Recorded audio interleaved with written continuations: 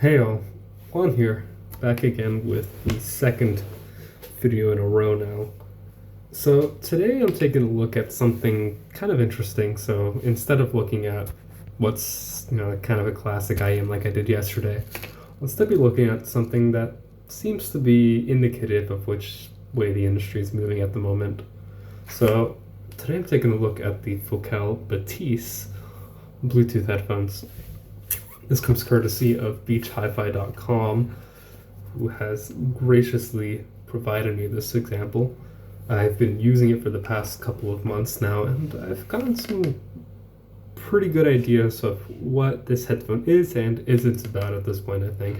So just for some context, I've already used this across a transatlantic flight that lasted about 11 hours, along with a couple of short-haul flights between Dublin and the UK, as I live here now in Ireland. So this is actually Focal's first sort of hi-fi oriented Bluetooth headphone, and I'll kind of get back to what this means in the conclusion, but it kind of provides for some interesting context as to what they're trying to do here, just via this positioning as a very exclusive, almost exclusively audiophile product, and I'll be reviewing it as such. So just getting started. The build is actually pretty nice here. So what we have is a neatly illuminated logo here. This is on the medium brightness mode. You can change it via the app or just turn it off. Surrounded by this kind of metal plaque going on here. And then this funky design element. This is all painted plastic at this point along with the rest of the cup, similar to Focal's other headphones where they use these plastic cups. And then from here out, there's this kind of nicely sculpted yoke made out of magnesium and plastic here. And it swivels and, does what you'd expect. And then moving on up to the padding, this is kind of a nice leather top end with some pretty well padded sort of faux velour type of thing going on here, or suede. Then there's the cups. These are, I believe, genuine leather pads. They form pretty nicely around the head, and that provides quite a few benefits with this kind of attention to detail on the pads that I don't really see in other headphones too much. But again, I'll get back to that. Now, moving on to the connectivity options and the control scheme here. This is an all physical control scheme, so what you have here is the noise canceling button, and then the two mode switches here along with the power off switch. Between the Bluetooth and USB-C mode. Again, I'll get back to that. And then there's the playback control scheme here and the voice assistant option that you can use either Amazon Alexa or Google. So overall, pretty nicely laid out. Now back to those connectivity options, you do have a 3.5mm input as well as a USB-C audio input. The 3.5mm is going through an ADC, so you will need to have the headphone powered on at all times to use it, as well as the USB-C mode. However, the USB-C mode is actually kind of interesting, so you can hook this up to basically any device, whether it's your computer or your smartphone, and it's kind of handy if you don't have a 3.5mm jack already. I've already had to use it a couple times. Just out of convenience, and it works quite well. And then the Bluetooth mode is actually pretty good too, so this is using aptX with potentially an upgrade to LDAC coming down the line. We'll see. They've been pretty good firmware updates over the past year, but yeah, the Bluetooth mode has pretty low latency and is high quality. Not a whole lot of compression going on here, kind of leading into that hi-fi thing they have going on. Now, speaking of hi-fi, they do claim a high-end DAC amp setup in here without much details that I'm aware of, but it does get pretty loud and it's not noisy, so props to them, I guess. And again, all the connectivity options work pretty well. So yeah, generally it's intended to be this kind of all-in-one solution. You can use it on a plane, you can use it at home. Again, it's supposed to kind of sit in place of, kind of replace both your typical Bluetooth headphones for travel and your audiophile closebacks at the same time. And it does a decent job at that, master of two things type of thing going on, or maybe master of none, we'll find out. Now, going into the sound quality, these drivers are aluminum magnesium cone, typical of Focal with their other closeback headphones. And again, they get pretty loud, they don't clip, which is nice. And they, they do their job. In terms of overall sound quality, they're kind of an interesting beast. So these do rely on EQ with the built-in DSP. And out of the box, especially with the original firmware, it was just okay. There was a bit of excess below 1 kilohertz, which meant that vocals sounded a little bit nasally. And there was also a kind of an odd bump in the mid-treble region. So all in all, it just sounded okay out of the box. However, they have been on top of their firmware updates, and they released a new EQ mode called Dynamic Mode earlier this year. It doesn't actually dynamically change the EQ.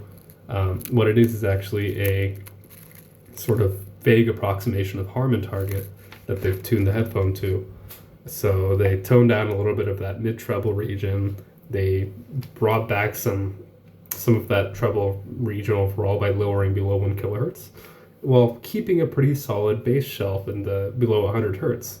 And as a result, it's actually cleared up quite nicely, so you don't really get that nasaliness anymore, at least not nearly as much. And it sounds pretty good, so it's pretty impactful, fairly dynamic when you need it to be. And again, treble is reasonably smoothed out. Overall, not too bad at all.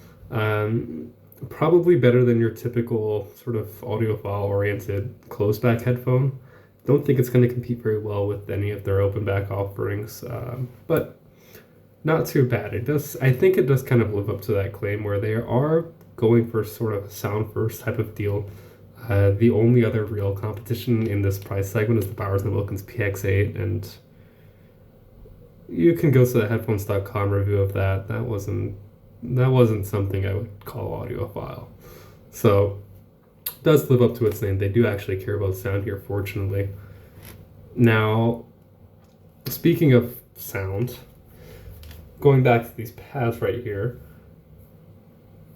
they're not bad. So they're very compliant, very consistent, and they don't really leak a whole lot. Which means that sound here is actually not too bad. It doesn't have the most aggressive leakage compensation setup going on here, but it doesn't really need it thanks to the pads. Again, it's kind of like your typical Focal closed-back headphone. Now, I wouldn't wear it with glasses, but your mileage may vary. I haven't had too many issues with it. And speaking of leakage, the noise canceling setup here is actually surprisingly good. So on paper, it doesn't really hold a candle to like the AirPods Max or the Sony WH-1000 XM5. But at least on the XM5's end, I don't think that's a bad thing. It's one of those deals where it's kind of better in practice, because the XM5, which I had on previously for several months, I actually ended up returning. Aside from it not being built very well and snapping in half on me, it'd have an issue where, at least on my head, it would regularly not seal all that well or regularly clip. So if I were on a plane takeoff, the noise canceling just kind of couldn't handle it, and it would regularly cut off, let a whole bunch of noise in, turn back on again, in and out and in and out. It was not fun. With this, I'm getting consistent seal. It's not pushing the noise canceling harder than it needs to, and it's just kind of a consistent experience on flights, or same in a car with the window down. It's a generally pretty consistent experience, and that's kind of what you're supposed to be paying for here. But as a result, the noise canceling isn't even all that, doesn't really need to be all that aggressive here, as it's enough to where background noise doesn't bother me on flights. I don't need to push the volume past where I would normally do so in terms of listening volume. Although, again, it can get a lot louder than anyone really needs it to. It's not a bad experience. It's not really to its detriment in that extent. However, of course, you're not going to get a fully sort of silent cabin experience as you would with something like a Bose QC45. Now, moving on to the transparency mode,